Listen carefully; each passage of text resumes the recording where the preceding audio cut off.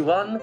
I thought that it's been a while since we had an original, exciting, brand new, iconic character on the Jimquisition. So I thought I'd just have a look at what's around the house to make an original character Do Not Steal. And I found a gloop, which is a rubbery frisbee from the 90s, and some electrical tape. Something much funnier. For science. Oops.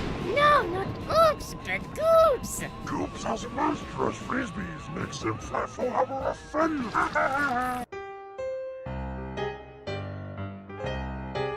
Still, could be worse.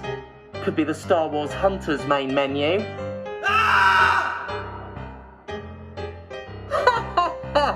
I hate video games. They're fucked. They are profitable though. Oops. This headline isn't as fresh as it was a week ago, but I had a choice between relevant industry news or shitting on Konami last week, and I made my choice. I did want to get to this subject, however, fresh or not. After all, when it comes to news in this industry, you're in for a rotten time either way. So yes, let's talk about Sony's recent boast that this generation has been its most profitable to date. But first, let's talk about something a little less recent than that.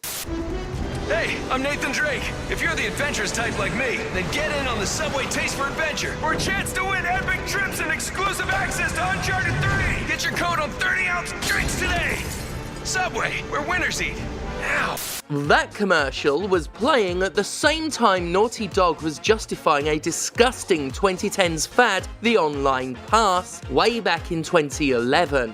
While Drake was slinging sandwiches in a lucrative sponsorship deal for his lucrative video game, the developer was pleading poverty on its wealthy publisher's behalf, peddling a lie that has continued to be pushed in contempt of blatant reality to this day. At some point, you know, games have to make money. It is a business, and we just want to be able to continue to provide that kind of content. It was a formative moment for me. Naughty Dog's ridiculous suggestion that video games are too expensive to make and sell for the companies explicitly making money by making and selling video games. It's when I realised exactly how unscrupulously shameless the so-called AAA industry is. The absolute obvious bullshit on display, and the determination to brute force that bullshit until people are conditioned to believe it's the truth. Even to this day, the corporate line is that anything a publisher wants to sell, be it DLC, battle passes, microtransactions, whatever, can be justified automatically by simply saying video games need to make money somehow, and that opening your wallet directly supports the game and the developers. Another bullshit line proven comprehensively bullshit by the ruthlessness of recent layoffs. And I've always asked, when? When is it enough? When will a video game finally make enough money that the increasing list of add-ons and in-app purchases and layoffs can stop?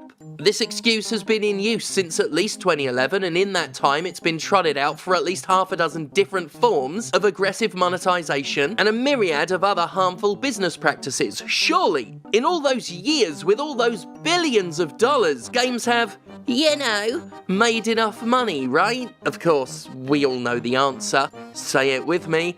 Companies don't just want money, they want all of the money. When your goal is the unsatisfiable aim of owning every penny on earth, your product will never make money. Not by your standards. That's how an industry can so fecklessly push the lie that games are too expensive to make and sell, even while Sony beams about its hugely profitable games making and selling thereof. Awkward sentence. Sony's Game and Network Services business segment boasted of, and possibly embellished somewhat, its generational profitability, announcing the PlayStation 5 has brought in $106 billion in sales. That's a nosebleed-inducing amount of money that the game industry apparently isn't making. Unsurprisingly, what the Sugunsbs calls PS5 life-to-date spend is a big part of the take, with DLC, peripherals, and services all on an uptick. Again, we're still supposed to believe that Sony can't afford to stay in this business, and that's why we're expected to spend money on emotes now. Stop tickling my ring pie.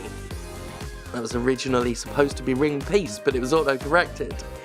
I'm keeping it. Ring pie. The most important thing to distinguish in all of this is that the ring pies are talking about profit. Not revenue, profit. Some of us prefer to call it by another name like, say, robbing your fucking workers, but we will stick with profit for now, lest anyone think a true hardcore gamer like moi have apolitical opinions. At its absolute most basic, revenue is all the money coming in, which can be less than what's going out, while profit is explicitly making more than your investment. Now, I've had people before tell me not to bring up when a company boasts of record revenue while engaging in layoffs, like Activision has done. They'll say, well, that's not the same as profit. Well, now here's profit. So what we're looking at here is what Naughty Dog said couldn't be done. This is what a million corporate thralls suggest doesn't happen.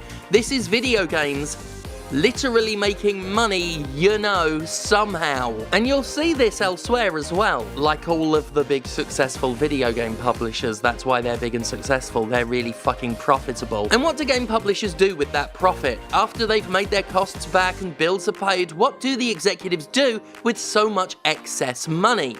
Invest it into brand new games? Give it to the people whose actual labour created the products that brought in the profit? Well, those are nice ideas, it might happen a bit, but maybe see what's left after the executives have taken their several $million-dollar bonuses and the investors have had their obscenely huge returns. It's not even a secret. We've seen how much executives make. Just being hired can get a chief what-the-fuck-ever officer millions in so-called incentive bonuses, and they announce it with pride as if it's fucking okay. On the one hand, the game industry indulges in thousands of devastating layoffs while wringing its hands about how unavoidable it was, and on the other, it's handing tens of millions, if not billions, to a handful of already very wealthy people. Those layoffs often occur as a result of a company making money, by the way. If a company is still making money but is making even slightly less than it did a year before, investors panic like the greedy little brats they are, and the company desperately tries to appear more lucrative through savings. Funnily enough, their savings always seem to look like a very human cost. You are fired!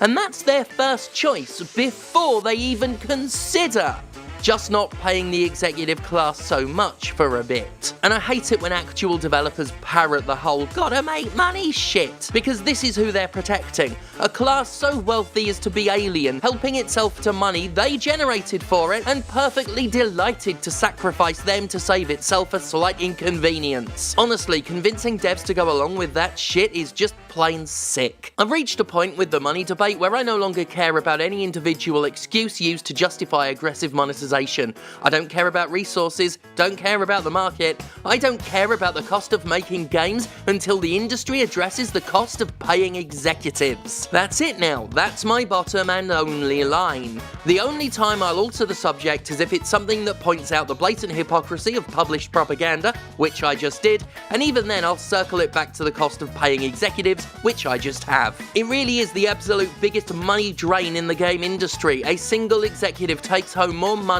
than an entire development team and yet performs none of the labour that resulted in all their paychecks. Even if you want to claim they perform any practical or useful function in their positions, which is debatable, there's still absolutely no fucking way management is working hard enough to be worth millions of dollars a pop. I'd argue none of them deserve to be paid at all. They shouldn't have their jobs. I mean, most of them are so bad at what they do as to ignore years of harassment and abuse, rely on the failure of management that is crunch, and constantly cost their employees their jobs in the hundreds and thousands. Like in a world that makes sense, all of that is a distinct and abject failing on the part of the so-called leaders who nonetheless have massive paychecks, cushy bonuses, nigh untouchable job security, and generous exit packages. Like, for fuck's sake, we have people trying to argue about the cost of 500-strong developer teams or the expense of cutting-edge graphics when we haven't even begun to talk about the utter resource drain that is management's bank accounts. Like, seriously, fuck off and fix that before arguing about how expensive everything else is. Be better than them, because that's exactly how they think too. Our priorities are fucked when we try and talk about this stuff, and they're fucked entirely in favour of the game industry's most costly leech. This is by design as well. It's something you'll never see them answer for. The industry has kept its PR routine so laser focused on the cost of making games, without any further qualification, elaboration or contextualisation, that it's conditioned a community into simply accepting it as a bold-faced truth. Games are expensive to make. A statement so true it forms the unquestioned foundation of the entire debate about games and money. And it's true as a basic statement. Games are expensive to make. Wildly so. Okay. And? That's the point of the business. If anything should cost money to make, it should be the thing you're making that makes you money. Whatever the cost, making a video game is a necessary expense. Giving the CFO another couple mil for good boy behaviour is fully optional. It's a little more complicated than games are expensive to make once you pop the little rhetorical bubble the game industry has placed that fact inside. If we place the cost of making a game against the cost of satisfying shareholders alongside paying the gang at head office, you can tell me what a truly objective choice would be when it came time to save some real money. You can break down a game's budget for me, you can show me the expense accounts. I don't rightly give a shit. I will gladly care about all of that after we discuss what to do about the game industry's biggest and by far least necessary expense, most profitable generation. And it won't change a thing. Publishers have gotten richer and richer, their predatory economies and battle passes and DLC, pushing them from successful to unethically wealthy, and all that changes is the economies get more predatory, the battle passes more manipulative, the in-app purchases more numerous, because at some point, you know, games made money, but at no point will they ever make, you know, enough. There's no such thing as enough for an entity that's been designed only to want and want and want. Too much corporate behaviour is treated like circumstances that have happened to a company rather than decisions the company actively made. Companies don't indulge in layoffs, no, they're hit with layoffs. Companies can't control how expensive games are to make and what the bar for a successful product is, no, they're just the ones who literally make those exact decisions. Get your finger out of my ring pie. There is a very genuine victim complex running through corporate apologia as typified by that Naughty Dog quote. It makes the criticism sound so unreasonable, like something so pointless and short-lived as the online pass was so crucial to business that to protest it is to say games shouldn't make money. Oh, at some point we should get to have our turn. Fuck off, you subway hogs. Nobody's forcing these companies to enrich a handful of people at the top at the expense and labour of everyone else. No one forces them to literally take tens of millions of dollars out of the game industry for themselves. Pretty much anything that's been presented as an unavoidable nature of the business was the result of active decisions and designs. It's not natural or magical, it's just people making decisions and trying to convince us they didn't have a choice. It's a choice to lay off 10,000 people and spend billions buying another company at the same time. It's a choice to prey on customers and pocket the profits. And remember, it's profits we're talking. Excess. And to even live in excess isn't enough. What the fuck?